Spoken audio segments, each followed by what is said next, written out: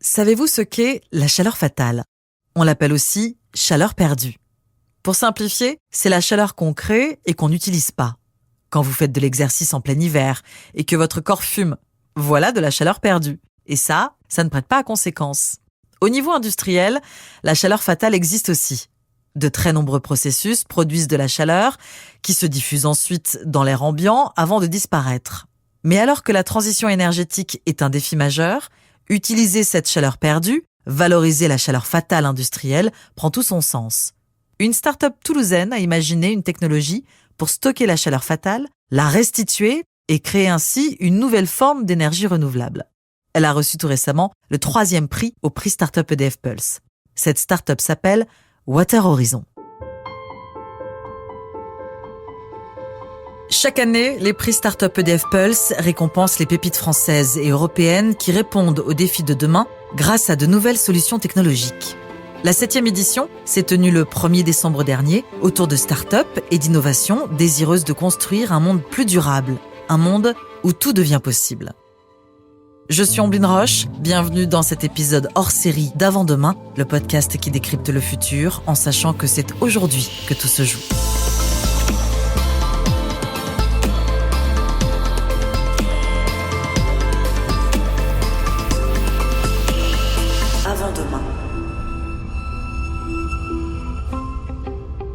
Water Horizon, si on devait le résumer vraiment en quelques mots, c'est arriver à réconcilier l'industrie et l'environnement en permettant de valoriser un déchet de l'industrie qui est la chaleur perdue et de pouvoir la valoriser en la distribuant sous forme d'énergie renouvelable à un consommateur.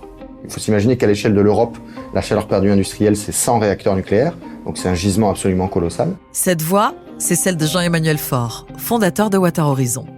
C'est lui qui a eu l'idée de cette batterie thermique mobile qui récupère et transporte la chaleur perdue. De la taille d'un container ou d'une remorque de camion, on peut l'utiliser au gré des besoins énergétiques à court ou à long terme.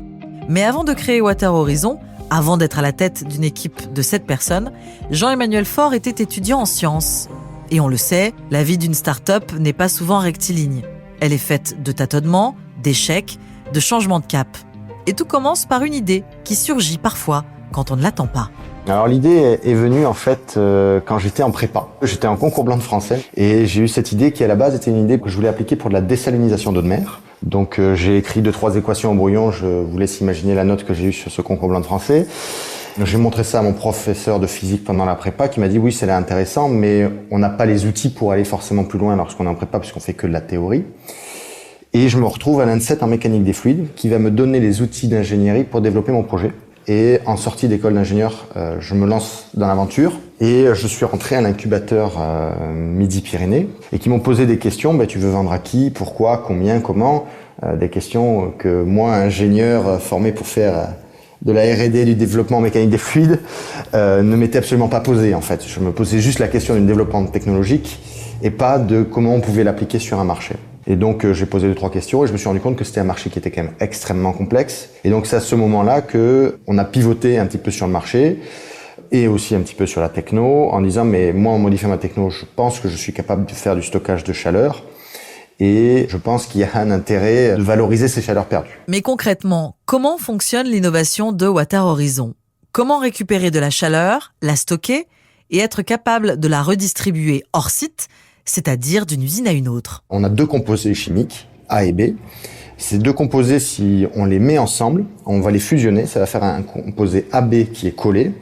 Et le fait de fusionner ces 2 composés va produire de l'énergie, va produire de la chaleur. Mais comme c'est une réaction qui est réversible, si on a le composé AB scellé et qu'on lui apporte de la chaleur de l'extérieur, on va être capable de le scinder de nouveau en composés A et B que l'on va stocker séparément et donc absorber la chaleur. Et donc on comprend bien qu'en fait la chaleur, on la stocke sous forme de réaction chimique, ce qui fait que tant qu'on les stocke séparément, on peut stocker la chaleur sur le très long terme, plusieurs années si on veut, on ne perd pas la chaleur qui est stockée.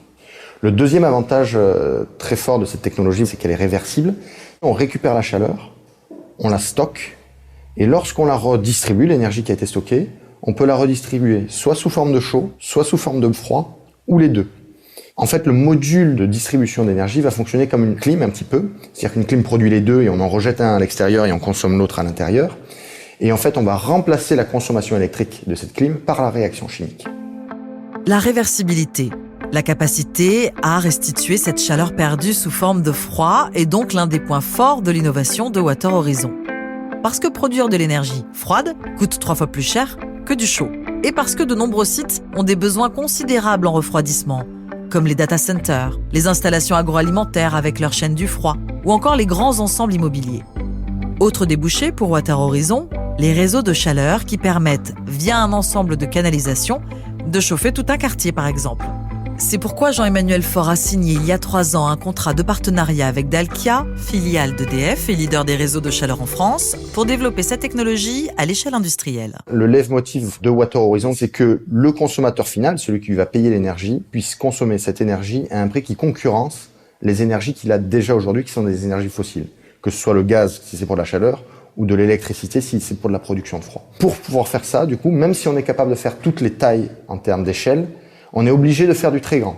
Et donc, il faut s'imaginer qu'en fait, nos batteries, c'est des semi-remorques. Donc, c'est des énormes batteries. On est sur des puissances industrielles, donc des très, très grosses puissances. Et donc, d'un côté, on va récupérer des quantités astronomiques. Mais de l'autre côté, il nous faut des très, très gros consommateurs.